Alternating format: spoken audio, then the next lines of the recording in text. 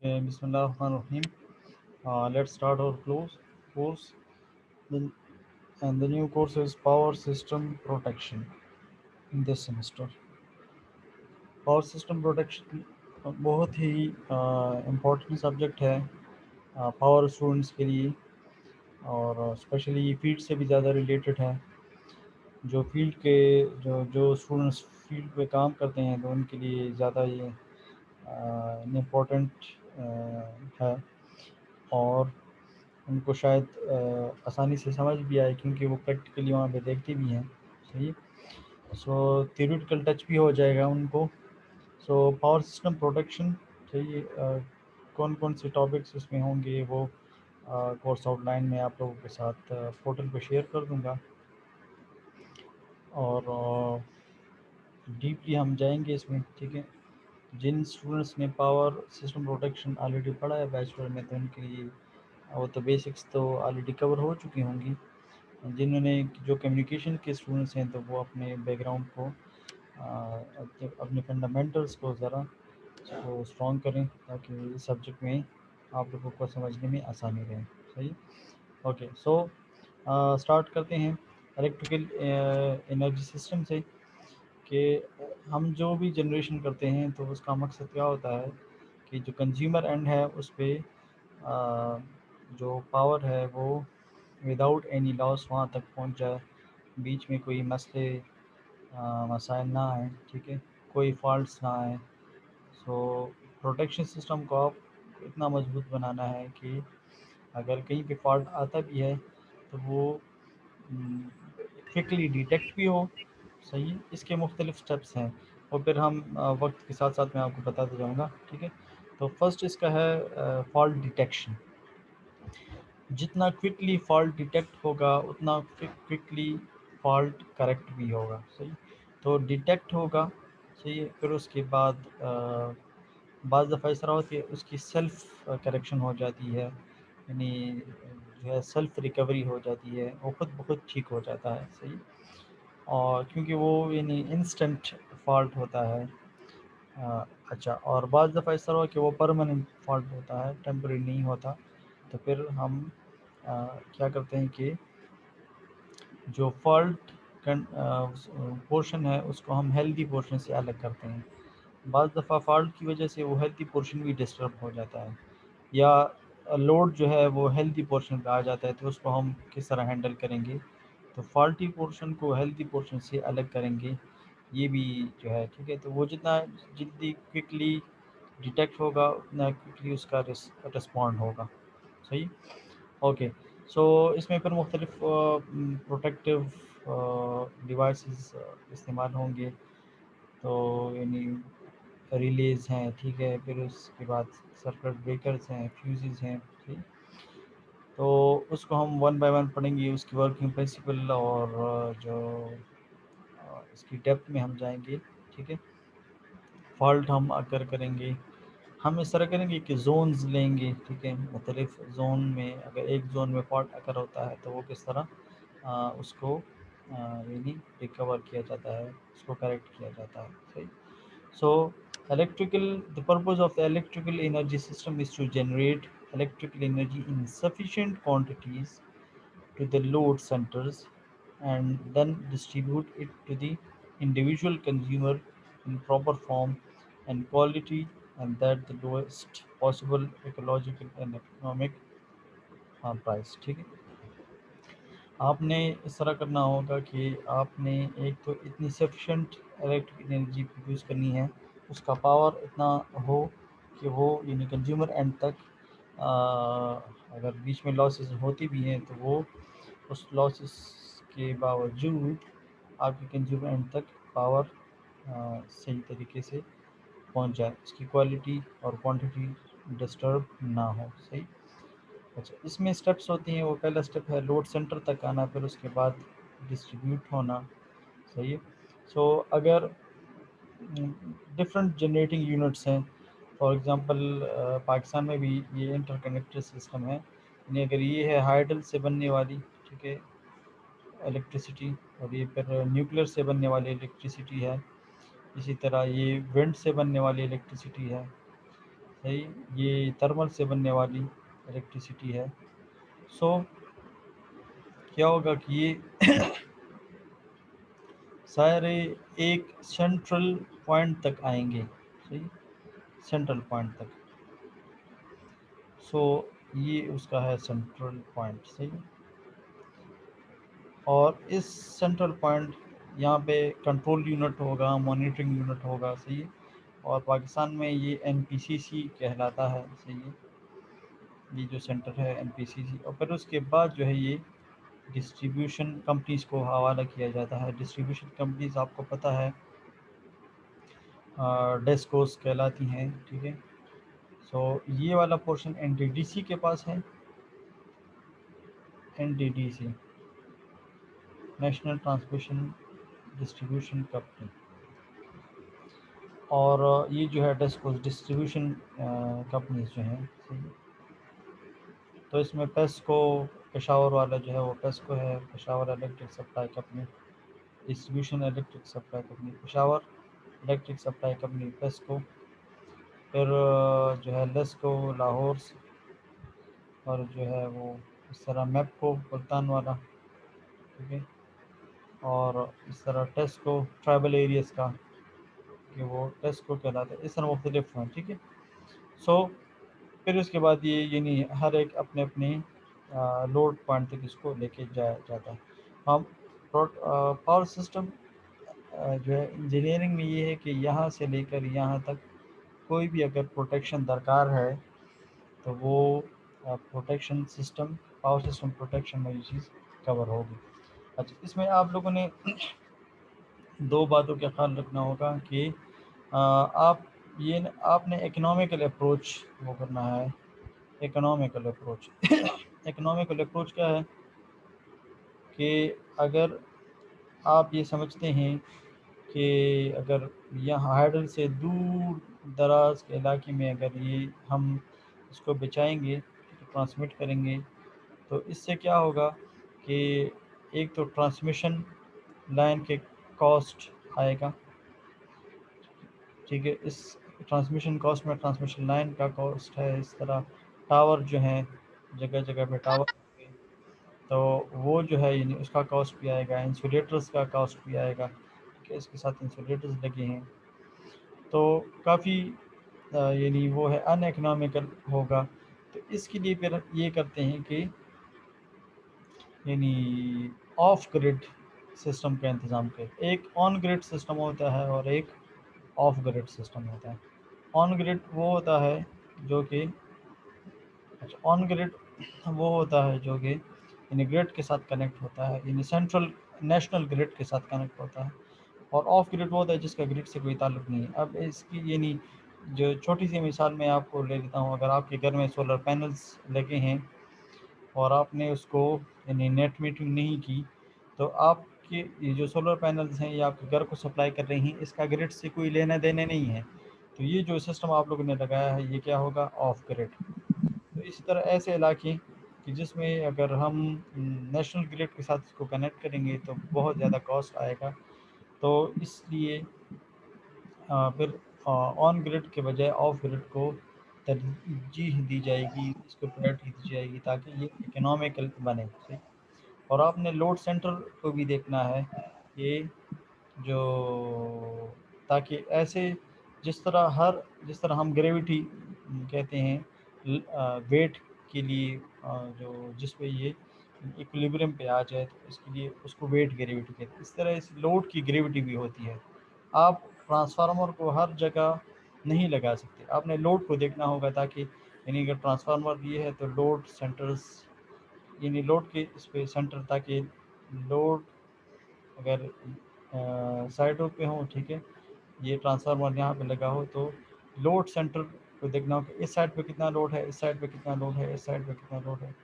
जिस साइड पे लोड ज़्यादा होगा ट्रांसफार्मर उसकी तरफ ज़्यादा जो है वो मूव करेगा। सही, सो आपने इन चीज़ों का भी ख्याल रखना है जब आप इंस्टॉल करते हैं। ठीक है, तो लोड सेंटर या जिसको लोड ग्रेविटी भी कहते हैं उसको आप लोगों ने देखना होगा।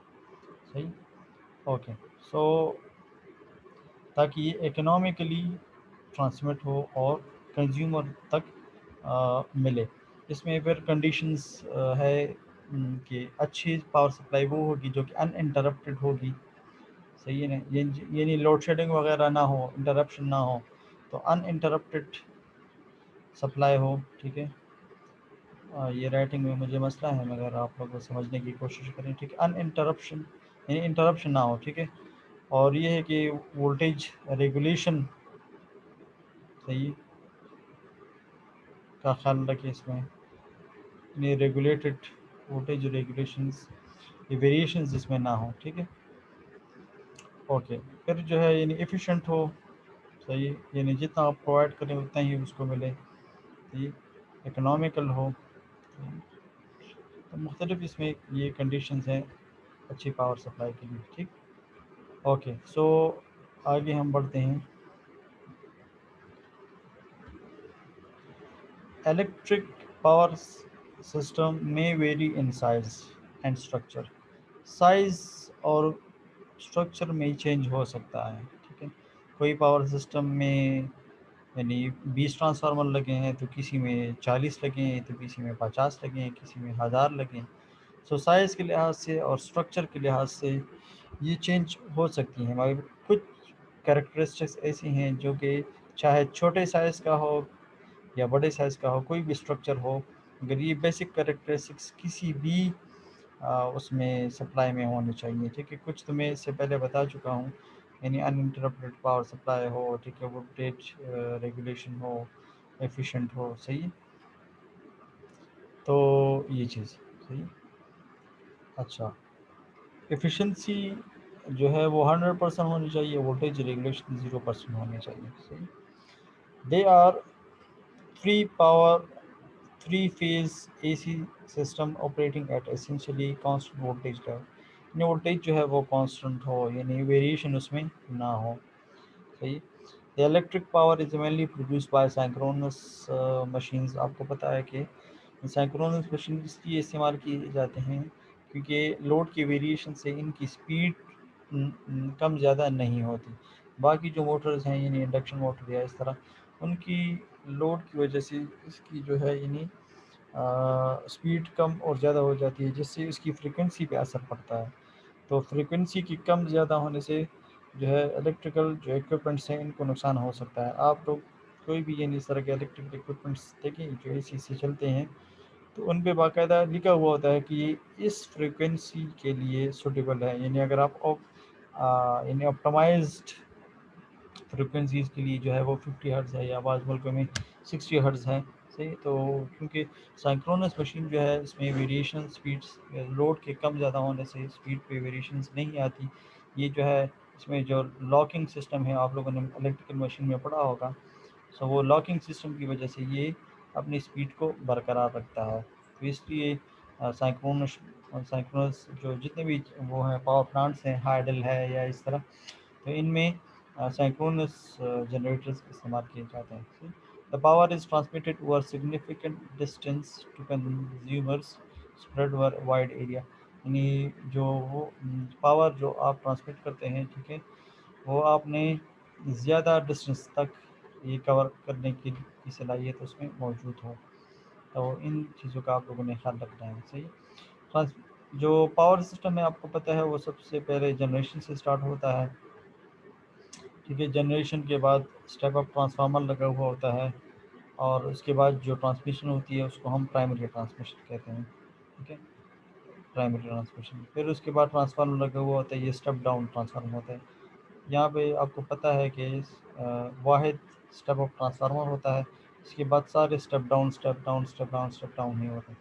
तो ये प्राइमरी ट्रांसमिशन, फिर उसके बाद सेकेंडरी ट्रांसमिशन, ठीक है, फिर उसके बाद डिस्ट्रीब्यूशन स्टार्ट हो जाती है, ये सेकेंडरी। फिर उसके बाद जो है यानी ट्रांसफार्मर लगा हुआ होता है वो जो है प्राइमरी डिस्ट्रीब्यूशन, ठीक है। ये जो फीडर लाइन है ये प्राइमरी डिस्ट्रीब्यूशन है। आपकी स्ट्रीट ट्रांसफार्मर तक जो लाइन आती है वो प्राइमरी डिस्ट्रीब्यूशन कहलाती है। फिर उसके बाद जो स्ट्रीट ट्रांसफार्मर के बाद जो लाइन आती है वो यानी आपको जो सर्विस वो है, तो ये जो है यानी डिस्ट्रीब्यूशन लाइन जो है ये जिसे डिस्ट्रीब्यूटर कहते हैं, ठीक है। सर्विस तो फिर वो मीटर वाली होती है, डिस्ट्रीब्यूटर मीटर से पहले, ठीक है, ऊपर जो लाइनें होती हैं वो 4 लाइन्स जो होती हैं वो डिस्ट्रीब्यूटर कहलाती हैं, और ये सेकेंडरी डिस्ट्रीब्यूशन इसको हम कहते हैं, ठीक है। So primary transmission, secondary transmission, primary distribution और सेकेंडरी डिस्ट्रीब्यूशन, सही। ओके, सो इन फेजेस पर ये मुश्तमिल होती है।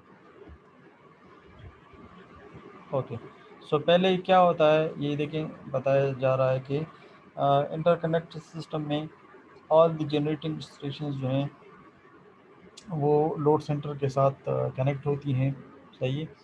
और उसके बाद ये इसकी वो डिस्पैच होता है, पहले सेंट्रल पॉइंट पे ये आएंगे, फिर उसके बाद वो डिस्पैच होंगे, सही।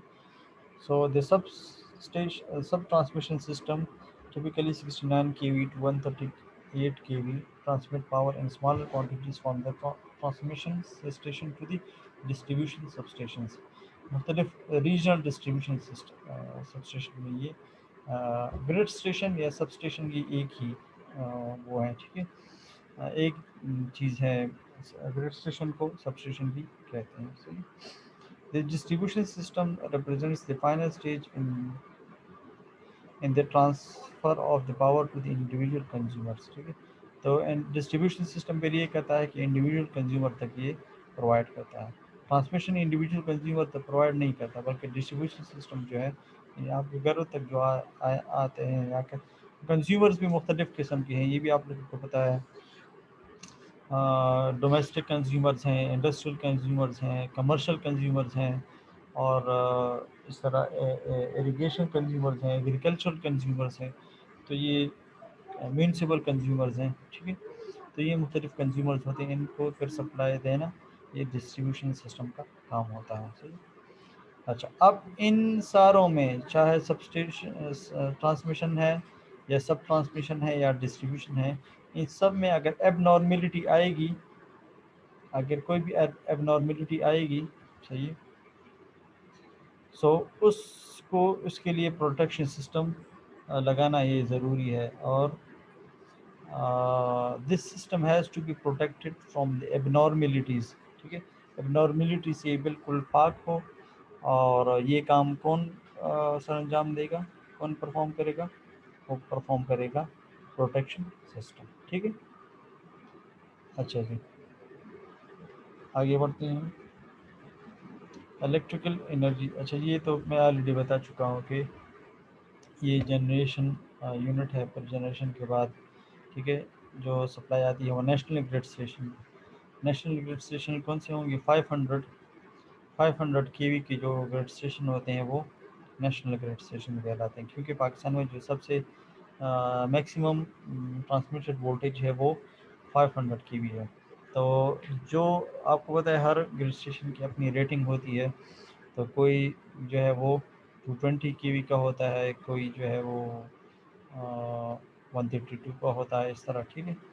मुख्तलिफ 6633 है, ठीक है, बाज़ ख़त्म हो गए हैं, ठीक है ना, बाज़ अपग्रेड हो गए हैं, तो ये चीज़। अच्छा, सो जो नेशनल ग्रिड स्टेशन हैं वो 500 केवी के, हमारे जो प्रोविंस है KPK में, इसमें जो नेशनल ग्रिड स्टेशन है वो पेशावर में, आप लोगों ने वो देखा होगा, शेख मोहम्मदी ग्रिड स्टेशन जो है, that is the only national grid station in our province, ठीक है। ये जो है 500 की भी है, बाकी जो है मर्दान में जो है या बनू में ये वाले जो है, ये नहीं, दाऊद शाह में ये सारे जो हैं क्या हैं, ये 220 हैं, ठीक है। फिर उसके बाद लोकल, और फिर उसके बाद कंज्यूमर्स। अच्छा, सो अच्छा, अब हमें क्यों प्रोटेक्शन की ज़रूरत क्यों है, सही। देखिए, हमने ह्यूमन की प्रोटेक्शन भी करनी है, सही है, हमने इक्विपमेंट की प्रोटेक्शन भी करनी है, और हमने सिस्टम की प्रोटेक्शन भी करनी है, सही। So electrical apparatus used may be enclosed, बाज़ इलेक्ट्रिकल apparatus जो हैं वो enclosed होती हैं, यानी वो उनका कवर होता है, सही है ना, कवर होता है, या जो है वो इंडोर होती हैं, तो इसकी वजह से वो बहुत से जो वो हैं फॉल्ट्स हैं उनसे बच जाती हैं। सही। तो ये नहीं, अब मोटर्स हैं, ठीक है, जनरेटर्स हैं, तो ये जो है ये इनक्लोज्ड होती हैं, मगर बाद जो है ये ओपन होती हैं। यानी ट्रांसमिशन लाइंस हो गई या इंसुलेटर्स हो गई, ठीक है। तो ये जो है ये एक्सपोज्ड होती हैं। तो all such equipment undergo abnormalities in their lifetime due to various reason, चाहे इनक्लोज्ड हो या ओपन हो।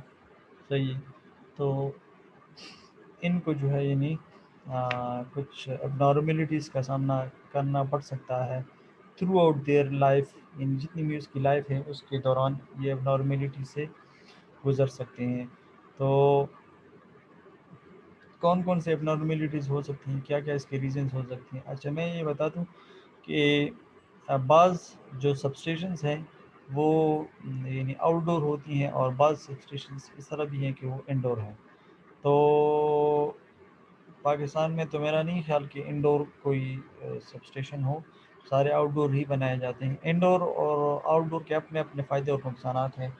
इंडोर में ये है कि फ़ायदा तो ये है कि यानी ये लाइटिंग वगैरह इस तरह चीज़ों से बच जाती हैं, मगर नुकसानात इसके ज़्यादा हैं। स्पेस ज़्यादा चाहिए, ठीक है। सॉरी, स्पेस अगर नहीं है, सही, तो फिर इंडोर जो है वो और नहीं हो पाएगा। सही। दूसरा ये कि इक्विपमेंट्स या प्रैक्टिसेस जो हैं इनमें स्पेसिंग भी चाहिए, प्रॉपर स्पेसिंग, कूलिंग। सही है, कूलिंग भी, स्पेसिंग भी। तो इसके लिए फिर इंडोर जो है वो अनइकोनॉमिकल होगा। या फ्यूचर एक्सटेंशन आप करते हैं तो फ्यूचर एक्सटेंशन वो इसमें इंडोर में वो फिर मुश्किल से होगा। हाँ, अलबत्ता अगर कहीं किसी जगह पे कंजेशन है, बहुत कंजेस्टेड इलाका है, तो फिर उसमें आउटडोर मुश्किल होगा, फिर उधर इंडोर होगा। सही। आउटडोर में ये है कि जो अपरेटिस हैं, सही, वो अलग अलग होती हैं और कूलिंग का इसमें फिर इशू इतना नहीं होता और इंसुलेशन भी अच्छी होती है। फॉल्ट को अगर फॉल्ट को ठीक किया जाता है, फॉल्ट को रिमूव किया जाता है, तो उसमें भी आसानी होती है, फॉल्ट को लोकेट करने में भी आसानी होती है। सही। फ्यूचर एक्सटेंशन भी आसानी से हो सकती है। ओके। सो किन रीजंस की वजह से एबनॉर्मेलिटीज़ काज हो सकती हैं, ठीक है। यानी मोटर से स्टार्ट लेते हैं। मोटर्स की जो बेरिंग्स हैं, अगर ये एग्जॉस्ट हो गई हैं बहुत ज़्यादा, यानी बार बार चलने से, वॉर्न आउट का मतलब है एग्जॉस्ट होना। सही है, यानी बहुत ज़्यादा आप इससे काम ले रहे हैं और बहुत ज़्यादा थक गई हैं, फिर वो प्रॉपरली वो नहीं करेंगी, ठीक है, और इट मे काज ओवरलोडिंग। सही। या ओवरहेड ट्रांसमिशन लाइंस की बात करते हैं। ओवरहेड ट्रांसमिशन लाइंस जो हैं इनमें जो फॉल्ट अमूमन जो अकर होते हैं वो ये है कि शॉर्ट सर्किट फॉल्ट, ठीक है। तो शॉर्ट सर्किट हम आगे जाके पढ़ेंगे। फिर लाइन टू लाइन भी हो सकता है, ठीक है। और थ्री यानी एक एक लाइन भी शॉर्ट हो सकती है, तीनों लाइन भी शॉर्ट हो सकती हैं, ठीक है। और एक लाइन टू ग्राउंड भी, यानी लाइन टू ग्राउंड भी हो सकते हैं, और थ्री लाइन टू ग्राउंड भी हो सकता है, टू लाइन टू ग्राउंड भी हो सकता है। सो मगर तीनों का आपस में तीनों शॉर्ट हो जाएं, ठीक है, ये इसके चांसेस बहुत ही कम हैं। अमूमन बस दो ही ट्रांसमिशन लाइन वो आपस में टच हो जाती हैं या ग्राउंड हो जाती हैं, ठीक है। तो वो ये इस तरह तेज़ स्टॉर्म हो तो नेचुरल डिज़ास्टर की वजह से ये ट्री जो है वो फॉल हो जाती है ट्रांसमिशन लाइन पे। तो ये एक फॉल्ट है, तो आप इसके लिए प्रोटेक्शन सिस्टम चाहिए ना। इस तरह बेरिंग्स जो हैं अगर वो वॉर्न आउट हो गई हैं तो इनके लिए भी प्रोटेक्शन सिस्टम चाहिए। सही है। अब तीसरा जो है वो लाइटनिंग स्ट्रोक है। अगर लाइटनिंग स्ट्राइक करे, ये भी एक नेचुरल वो है, सही, डिज़ास्टर है। तो it can cause insulation failure, और ये हम इससे पहले सब्जेक्ट में यानी पढ़ चुके हैं कि किस तरह जो है यानी ब्रेक डाउन ऑफ डाइलेक्ट्रिक हो सकता है। सही। अच्छा, पॉल्यूशन में result in degradation in performance of the insulator which में लीड टू ब्रेक डाउन। ये भी हम लास्ट लेक्चर उसमें सब्जेक्ट में पढ़ चुके हैं कि जो पॉल्यूशन है केमिकल वो है कंटेमिनेंट्स, सही है, यानी जो ग्रीन हाउस गैसेस हैं या डस्ट पार्टिकल्स हैं, ठीक है, तो ये उस किसी भी इंसुलेटर की डिट्रीएशन कर सकती हैं और उसको डिग्रेड, इसकी परफॉर्मेंस को डिग्रेड करके उसका ब्रेकडाउन कर सकता है, ठीक है। ओके, अंडर फ्रीक्वेंसी और ओवर फ्रीक्वेंसी, यानी आपको पता है पाकिस्तान में जो फ्रीक्वेंसी है वो 50 हर्ट्ज़ है, ठीक है। तो अब 50 हर्ट्ज़ से अगर ज़्यादा हो जाए तो वो उसको हम ओवर फ्रीक्वेंसी कहते हैं, और 50 हर्ट्ज़ से कम हो जाए तो उसको हम अंडर फ्रीक्वेंसी कहते हैं। अच्छा, ये बात में मैं आपको बताता चलूँ कि जो टॉलरेबल फ्रीक्वेंसी रेंज है वो है ±1 हर्ट्ज़ ओनली, यानी ±1 हर्ट्ज़ तक अगर फॉल्ट अगर हो जाए, यानी ओवर फ्रीक्वेंसी या अंडर फ्रीक्वेंसी अगर हो जाए तो वो तो एक्सेप्टेबल है इक्विपमेंट के लिए, मगर इससे ज़्यादा अगर हो जाए तो वो इन्हें डैमेज कर सकती है। तो इसलिए जो टॉलरेंस है फ्रीक्वेंसी का वो ±1 हर्ट्ज़ है, यानी 51 हर्ट्ज़ तक ज़्यादा से ज़्यादा जा सकती है या 49 हर्ट्ज़ तक कम से कम आ सकती है, सही। Okay, so under frequency or over frequency of the generator may result in mechanical damage to its turbine requiring tripping of an alternator। आपको पता है ये जो अल्टरनेटर हैं, यानी जो साइक्रोनस वो हैं जनरेटर्स हैं, इसको अल्टरनेटर्स कहते हैं। अल्टरनेटर्स और जो वो हैं टर्बाइंस, इनके जो शाफ्ट हैं वो यानी कपल्ड होते हैं और इनही से वो फ्रीक्वेंसी जनरेट होती है, सही। इनकी स्पीड जो है, इनकी रोटेशन पर सेकंड, ये फ्रीक्वेंसी को यानी फ्रीक्वेंसी जो है इससे जनरेट होती है फ्रीक्वेंसी, इसको हम फ्रीक्वेंसी कहते हैं। अच्छा, सो अब अगर लोड बढ़ता है, ठीक है, और यहाँ पे लोड बढ़ने के यहाँ पे ट्विस्ट काज होगा, सही। तो वो शायद आप लोग स्टेबिलिटी एंड कंट्रोल सब्जेक्ट में पढ़ेंगे, ठीक है। इसमें स्विंग ये स्विंग एफिशिएंसी होती है, ठीक है, वो इसमें आती है, ठीक है। और लोड एंगल इसमें काज होता है हाई लोड की वजह से, या अंडर लोड हो जाए या ओवरलोड हो जाए, दोनों केसेस में एंगल, लोड एंगल काज होता है, उसको सिग्मा से रिप्रेजेंट किया जाता है। तो इसकी बाकायदा कैलकुलेशन की जाती है कि यानी क्योंकि मैकेनिकल डैमेज काज कर सकता है। Even otherwise, low frequency operation will reduce the life of the turbine and hence it should be avoided. Low frequency जो हाई फ्रीक्वेंसी डैमेज काज करता है, लो फ्रीक्वेंसी जो है वो किसी भी टरबाइन की लाइफ को वो कर सकते हैं। तो दोनों केसेस में ठीक है ना, दोनों केसेस जो हैं वो ठीक नहीं है, तो दोनों को अवॉइड करना ज़रूरी है, इसलिए हम प्रोटेक्शन सिस्टम को वो करते हैं। तो मोटर्स हैं, इसका भी हम पढ़ेंगे, ट्रांसमिशन लाइन के लिए भी हम पढ़ेंगे, बस बार आप लोग जानते हैं, ठीक है। नोड पॉइंट जो होता है वो बस बार कहलाता है, यानी अगर हम इस तरह के ट्रांसमिशन लाइन्स हैं, अगर इसको हम इस तरह एक नोट बना दें तो वो ये तो सही तरीका नहीं है, ठीक है। आप जो छोटे वायर्स हैं इनका तो आप इस तरह गुच्छा बना सकते हैं, मगर जो बड़े बड़े ट्रांसमिशन लाइन है इनका गुच्छा नहीं बना सकते। तो इसलिए इसके बजाय जो है इस नोट पॉइंट की बजाय हम बस बार वो करते हैं, ठीक है। तो इसको कहते हैं बस बार, यानी इन तीनों लाइनों को लिया और एक कंडक्टर के साथ इसको कनेक्ट किया, तो ये क्या है, ये यही नोट पॉइंट है, सही। ओके, सो इसको कहते हैं हम बस बार, ठीक है। सो बस बार की प्रोटेक्शन, ट्रांसमिशन लाइन की प्रोटेक्शन, मोटर की प्रोटेक्शन, सही है, ये सारे जो है हमारे कोर्स का हिस्सा है। इंशाल्लाह हम ये 1 बाय 1 पढ़ेंगे, सही। Okay, so consequences of faults, आपको पता है कि फॉल्ट अगर हो जाए तो क्या नतीजे हमें मिल सकते हैं। तो ये चीज़ great reduction of the line voltage और a major part of the power system. This will lead to the breakdown of the electrical supply to the consumer and may produce wastage in production. तो ये ज़ाहिर बात है कि जब fault अगर होगा तो क्या होता है, कंज्यूमर को सप्लाई बंद कर दी जाती है, सही। तो और बाज़ दफ़ा हम यानी जनरेशन भी रोक देते हैं, तो ये नुकसान है ना, ठीक है। Damage caused to the element of the system by the electrical arc, which almost always accompanies a short circuit.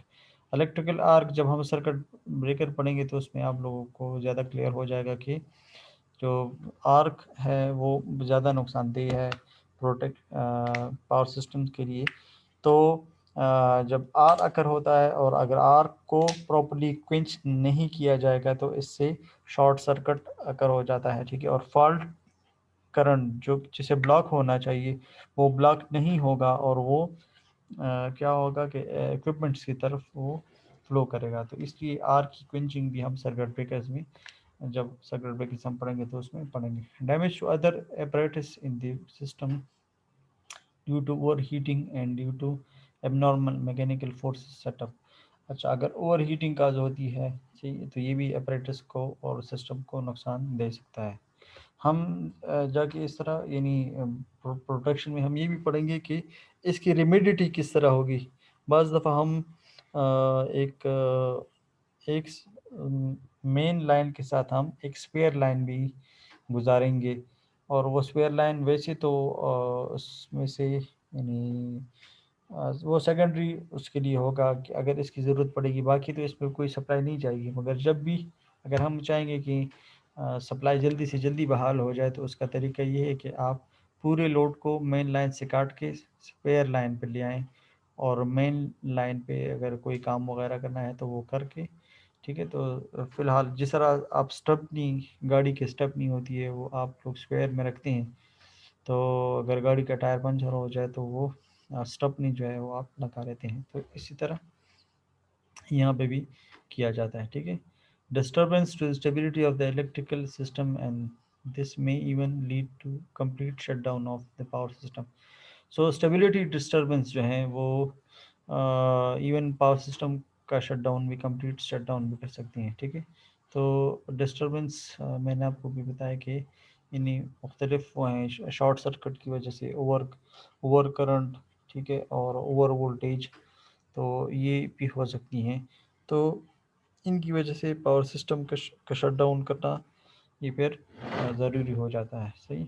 बाज़ दफ़ा ये आप लोगों ने ब्लैकआउट ब्लैकआउट तो आप जानते हैं कि बिल्कुल यानी ब्लैकआउट यानी बिल्कुल अंधेरा हो जाए, यानी बिल्कुल अंधेरे होने का मतलब ये है कि पूरे जो इंटरकनेक्टेड वो हैं सबसे सप्लाई ऑफ हो जाए और लोड किसी भी लोड एक रीजन में लोड को शट किया जाता है, मगर ब्लैकआउट में सर नहीं होता। यानी पूरे जो है एक बड़े इलाके में यानी पूरे सूबे में या मैं कहूँ कि 2-3 सूबों में इस तरह अगर बैक वक्त लाइट चली जाए तो शट हो जाए तो इसको फिर हम कहते हैं ब्लैकआउट। अगर आप लोगों को याद हो तो लास्ट ईयर ये पाकिस्तान में हुआ भी था, ठीक है। या आप लोग अपने लिए एक होमवर्क के तौर पे भी देख लें कि पाकिस्तान में ब्लैकआउट की हिस्ट्री देख लें कि पाकिस्तान में ब्लैकआउट कब कब हुआ था और इसके रीज़न्स क्या थे, ठीक है। तो ये जो है ब्लैकआउट के बारे में आप लोगों को पता होना चाहिए। ओके, सो यानी बाज़ दफ़ा इस तरह ब्लैकआउट यानी अगर प्रोटेक्शन सिस्टम मजबूत ना होगा तो फिर ये ब्लैकआउट्स होंगे, सही। Considerable reduction in the voltage on a healthy feeder connected to the system having fault. This may cause either an abnormally high current being drawn to the motor or the operation of no voltage coils of the motor।